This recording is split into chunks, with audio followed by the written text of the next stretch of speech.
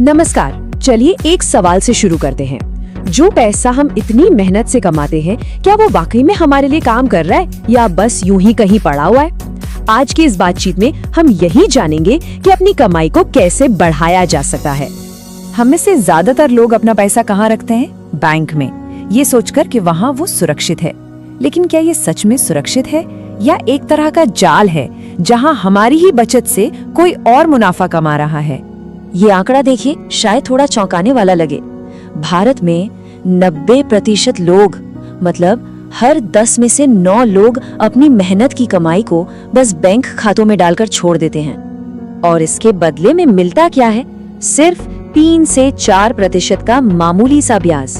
सोचिए, एक तरफ बैंक उसी पैसे से करोड़ों बना रहा है और दूसरी तरफ हमें यानी बचत करने वालों को मिलता है बस इतना सा।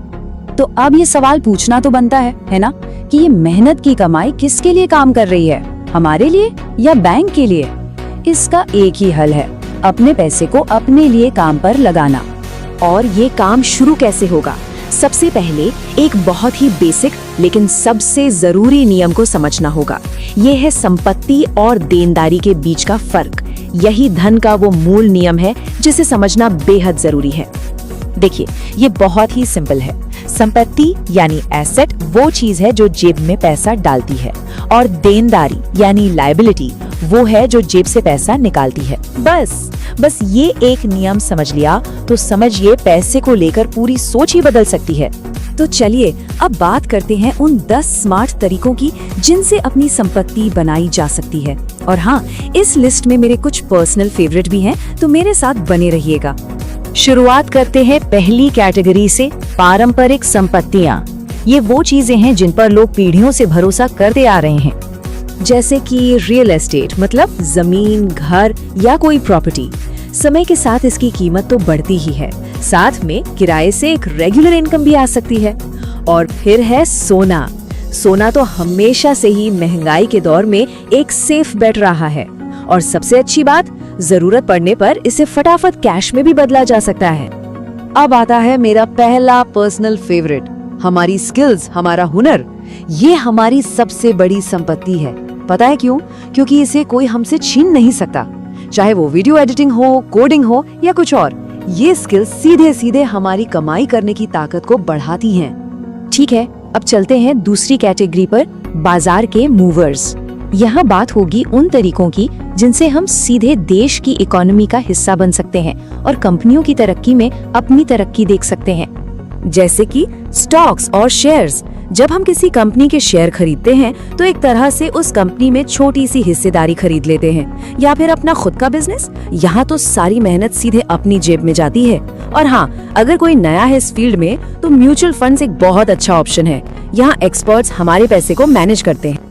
अब जरा इस चार्ट को देखिए, ये रिस्क और रिटर्न का खेल बड़े अच्छे से समझाता है।